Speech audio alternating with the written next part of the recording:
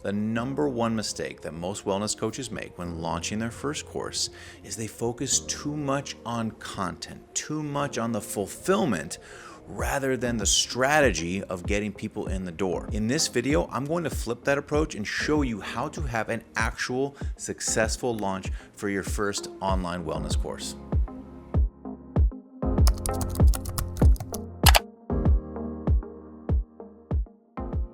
What is going on? Welcome to the channel. For those that don't know me, my name is Jaron Bruman. I coach business and marketing strategy for hundreds of health and wellness professionals. I myself was a health coach for almost 20 years before I moved over into business and marketing strategy. Let me tell you, I have had my run-ins. I have worked in the trenches when it comes to doing online courses, memberships, programs, hybrid, virtual models, all sorts of different plans. Now, in the very beginning, I had to learn some very hard lessons, and I'm hoping in this video, I'm going to help you bypass that. I'm going to help save you years of time and energy and effort and probably money to help get you started with your first successful online wellness course. Okay, so let's go ahead and get into the meat and potatoes of launching your first course. Now, before I do that, I want you to just take a moment and reflect on where we are with social media, with relationship building, how audiences prefer to consume data, how they react, where they are meeting their coaches and their influencers and their brands online. Even with the advent of AI, so much of what I'm going to discuss is about building connection. It's about building relationship and really intertwining that with every aspect of your launch. Now, right off the bat, step one in having a successful launch, you want to be able to define what it is that your course is about. I know that seems like a no-brainer, but I want to do you one more solid here. I want you to really understand your own why about what you're doing. See, there are a lot of individuals that want to create a course, but they don't necessarily have an audience for it, and I'll talk about audience in just a little bit, but before you even get to that, do you have a compelling reason? I know you do. But what is your compelling reason for doing this thing? You know, this is going to be oriented around your authority. It's going to be oriented around your experience, your education, but even beyond all that, it's really going to be oriented around your why. And beyond that, identify who it is for. I will tell you one of the biggest mistakes, maybe the biggest mistake that most people make when it comes to like launching a course or just making money on something is that they don't actually understand their target audiences. And I have other videos that talk about like your niche and how to identify that. But a lot of what this comes down to is understanding how to solve problems. If you are trying to launch a course, I want you to ask yourself, what problem do you solve? This is not necessarily, this can't just be a problem that you have solved for yourself. How widespread is this issue? Is there a target audience for this? And this is, it's going to take some market research for this, but ultimately this is where I want you to start. Who is your product for? What problem does it solve? And from there, you can start to refine what your course is going to be about. But problem solve first. Okay, step two is incredibly crucial. I mean, all of these steps are crucial, but this one especially will really save you a lot of that time, energy, and effort that I was talking about, these mistakes that I have made, okay? This is about validating your course. Now, on the one hand, I was just saying like, hey, make sure you have a target audience. But one of the things that I really want you to reflect on, okay, is just, do you have an audience? Okay? There are different ways to procure, new people and get in front of new audiences, new eyes. Some examples are organic social media, just posting. This is not my preferred method because it's a little bit unpredictable and lengthy, and there's definitely like a more strategic, nuanced craft to developing an audience on social media, and then we have to worry about like whether or not it's a qualified audience. Okay, so that's like organic social media. Two are paid ads. This is my preferred route, is just developing a little bit more predictability. I can see the numbers everywhere along the way. Three, of course, and this really pertains to most health and wellness coaches when they're starting out, is word of mouth, okay? And just developing actual strategic relationships. Now, this is a little bit harder to do when it comes to scaling your model or scaling your offer, okay? Because essentially what we're trying to do with online courses is scale our time and serve more people and make more money. But prior to that, we need to think about how I'm actually getting in front of audiences. And once you are doing that, okay, we can send out surveys, we can send out polls, okay? You can ask your people, you ask your audience, what are their struggles, okay? And maybe you have a particular course idea and that's like the foundation for it. And when you start getting some feedback, you can start working those opportunities, those problems, okay, those objections into your course to have it pre-sold beforehand. Okay, so step 2 is to validate your idea. Okay, step 3, again, another one that it took me years to really understand and learn. Step 3 is about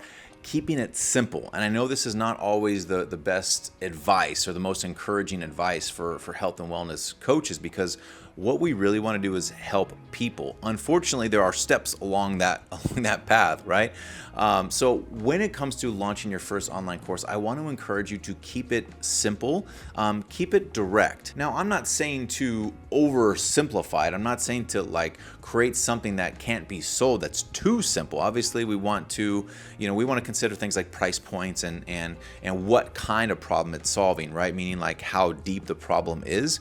But I want you to be able to find a balance there, and really what I'm trying to get is not throw the whole kitchen sink at somebody. We do not have to create this grand mentorship opportunity right off the bat. I mean, that might be okay for some people depending on the size of your audience and the rapport and relationship you have built up with them. But if this is your first online course that you're just thinking about, your first online journey, adventure, okay, don't be afraid to keep it simple. All right, step 4, this is kind of a fun one. This is about choosing the right course or fulfillment option for your service. Now, a lot of people that do online courses, they use things like Kajabi or Thinkific. There are different ones, like Mighty Networks now. Even School, you might have seen School floating around here. This is a big one as well. A lot of what this comes down to is how you want to actually deliver your program. And I'll tell you right now, you don't have to get overly complicated with this. If you have a curriculum, there is no reason why you can't just find your audience, obviously, like go through the steps, validate it, and then start to like sell it, pre-sell it, and then sell it, right?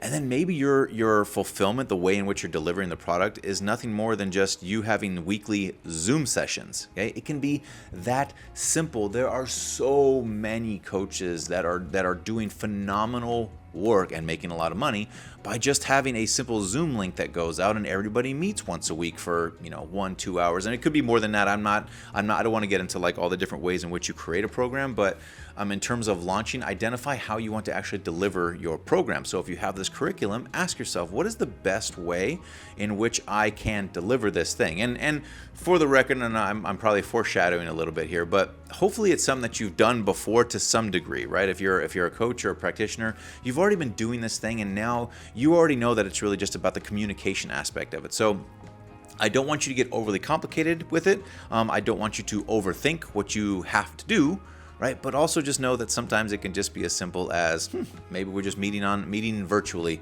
every week.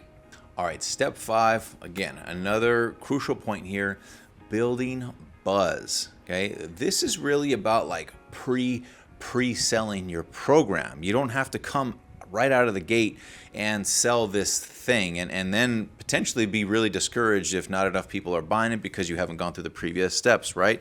Keeping it simple, validating the idea, even having an audience for that matter, right? Like there are a lot of people that just want to post on social media and expect magical things to happen. That's not how it is. I don't even like calling it social media anymore. I call it relationship media, okay? Because we are getting in front of people, we are providing value, and then we are building a buzz around what we're doing. This could look like something like if it's an email, for example. Let's say you have an email list, and not that you have to, I would recommend it though.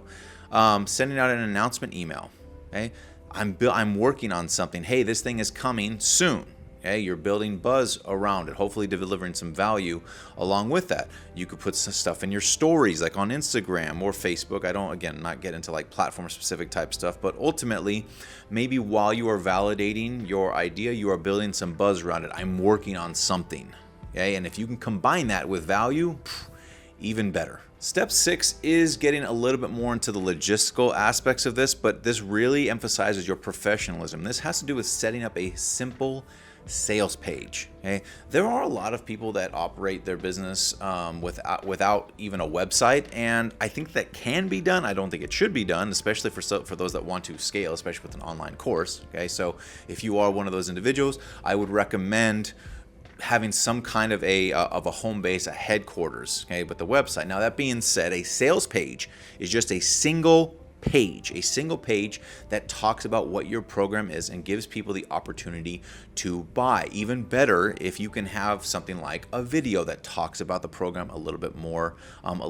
in depth. Okay, so that way you're not like inundating a vast array of audiences on social media. Okay, but you can set up a simple sales page either through like your website. Maybe your website looks good, maybe it doesn't. That's okay. Hey, if you have something like Wix or Squarespace, they have options for like sales page templates. Additionally, I always like to encourage things like Canva. Canva has an awesome option to be able to create a website and even just have a free domain through them. I don't like people to overthink domains, as much anymore. I think your name is great. Like mine is jeremybruman.com.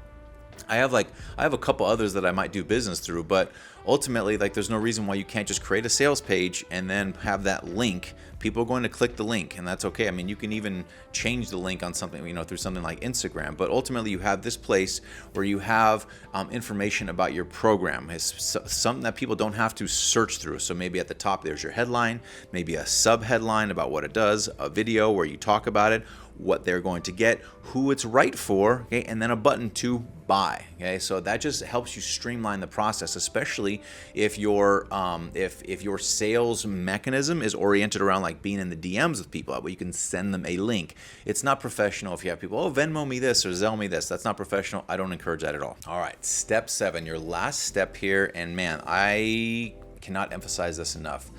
Launch, send it. Just go for it and refine it. Whatever this is and however good you think it is, it doesn't matter. You're going to improve it. I promise you.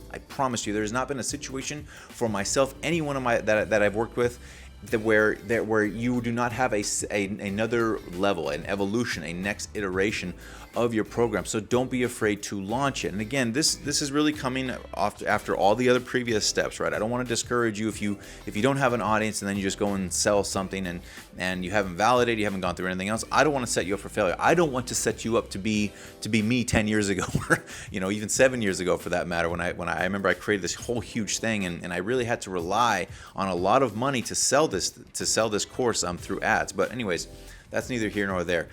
Launch your program. Refine, talk to your audience, think about ways, or identify ways in which you can improve what this is and get it out to more people. And then really rinse and repeat. Go through all those steps again. Validate your idea, overcoming more objections, including more opportunities, and getting in front of more people. So it's not going to be perfect, and that's okay. I've met so many coaches that put so much pressure on themselves to have this perfect thing. It's never going to be perfect. It's going to be based on your experience in that. Okay, so don't be afraid. Just go for it. Okay, and if you are ready to start building your course or launching your course, check the description below for my Launch Your Course checklist. It's a very clear resource that highlights everything that I've gone through and can give you a very actionable map for moving forward. All right, so those are the steps to get your first course launched. I don't mean to keep it overly broad, but I also don't want you to procrastinate too long like so many people do. We put off and we put off and we put off. Follow this action plan. Hey, don't forget to subscribe to my channel. Thank you so much again for watching. My name is Jeremy Bruman. I'll see you on the next one.